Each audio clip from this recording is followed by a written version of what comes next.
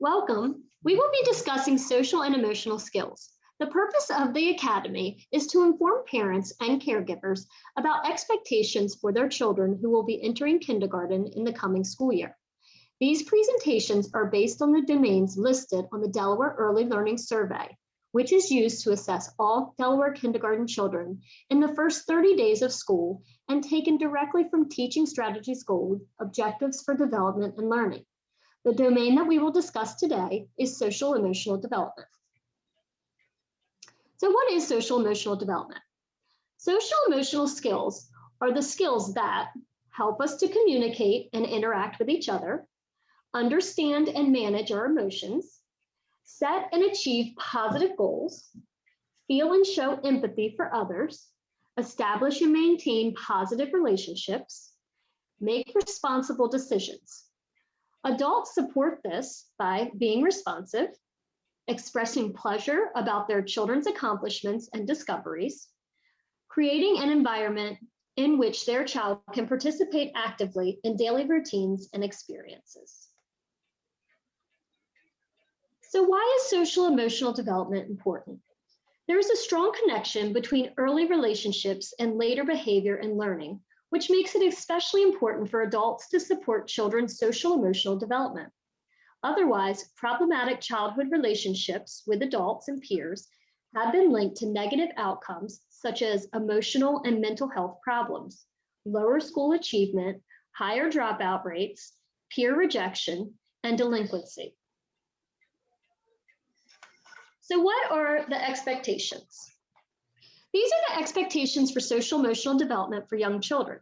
They involve self-regulation, making and keeping friends, and participating constructively in a group. The goal is for children to meet these expectations most of the time. So let's take a look at regulating one's own emotions and behaviors. Regulating emotions means to exhibit self-control through frustration, strong emotions, and accepting gratification. It means that a child can follow limits and expectations. Children must understand that their own actions involve positive and negative consequences. They must also know what behaviors are acceptable and which ones are not acceptable. This knowledge and understanding will give them the power for self-control. Children learn how to manage their emotions and regulate behavior in an environment that is warm and nurturing, and where adults are trustworthy and responsive to each child's needs. Discussing the reasons for limits and the consequences of behaviors helps children know why limits and rules are necessary. Children who regulate their emotions positively do better in school and have an easier time getting along with peers. Self-regulation is ranked as the most important characteristics necessary for school readiness by kindergarten teachers. So what does regulating emotions and behavior look like? When children regulate their emotions, they are able to wait their turn, share materials, and control their feelings. Learning empathy and the perspective of others takes time and practice, but it is essential in managing one's own feelings. There are differences in family beliefs and expectations which can affect the way children respond to limits. Overall, children who feel competent or who have belief in their abilities are better able to face life's challenges. When children can communicate their needs, move from place to place, use tools, and participate in routines, they have more opportunities to build self-confidence. When students enter grade school, they are expected to take care of many of their own needs and ask for help when they need it. They are also expected to follow directions, solve problems, and interact with others.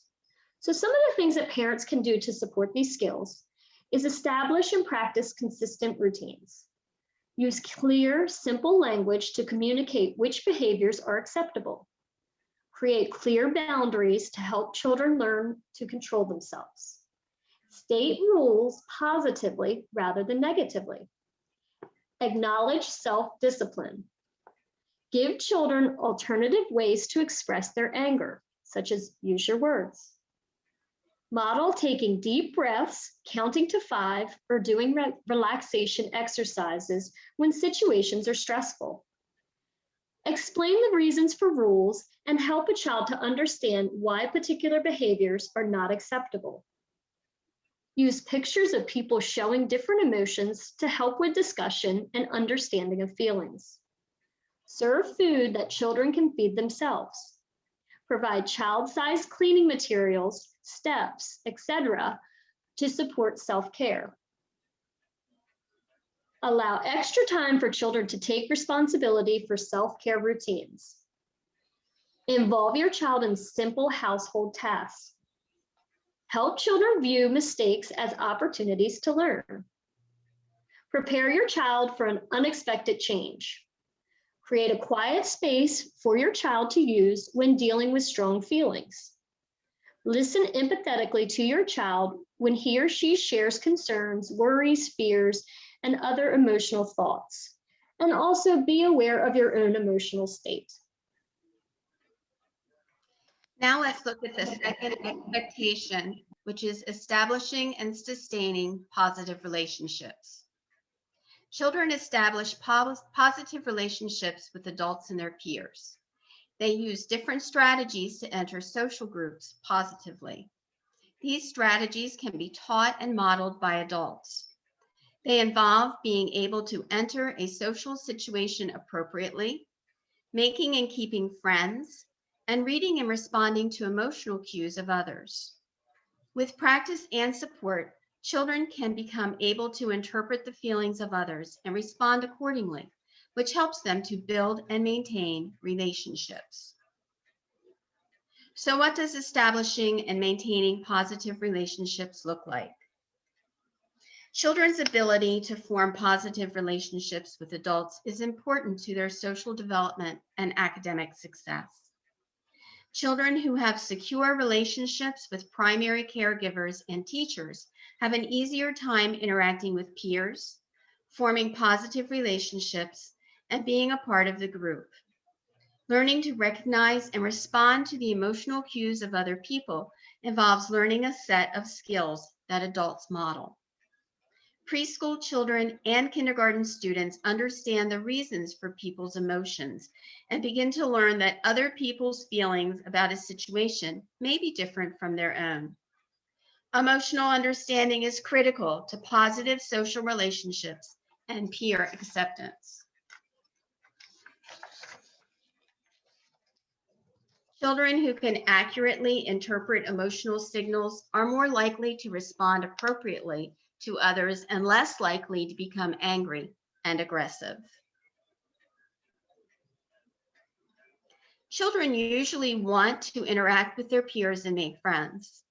The ability to enter successfully into ongoing social interactions is an important social skill that improves over time and with practice. Some children may be shy at first and need an adult to help them.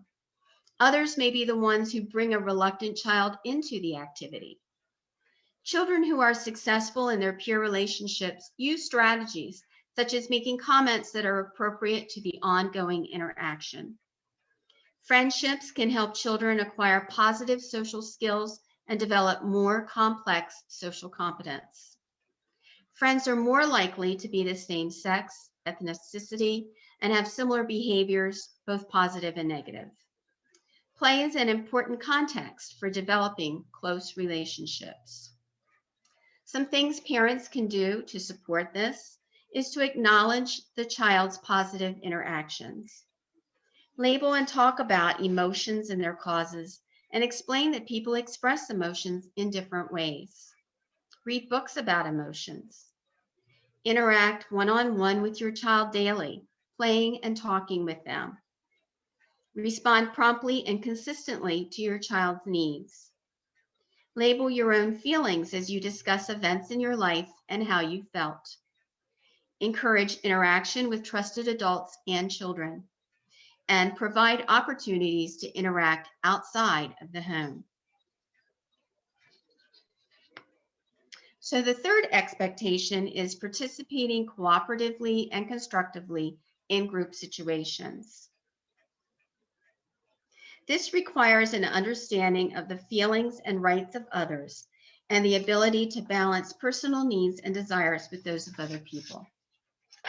Being a productive member of a group involves complex interactions. Children must gradually learn to cooperate, negotiate, lead and follow, and express their feelings and ideas in socially acceptable ways. So what does this look like? Children who are socially competent interpret social situations and match their behavior accordingly. They comply with group expectations and they work and play cooperatively. They take turns and share materials.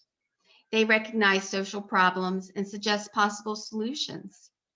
They learn to negotiate and compromise. Conflicts are important opportunities for children to learn the give and take necessary for mature, successful social interactions that require negotiation and compromise.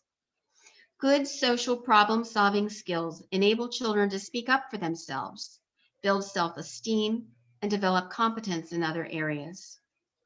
In the primary grades, empathy and perspective-taking play an important role in balancing the needs and rights of self and others, as well as solving social problems.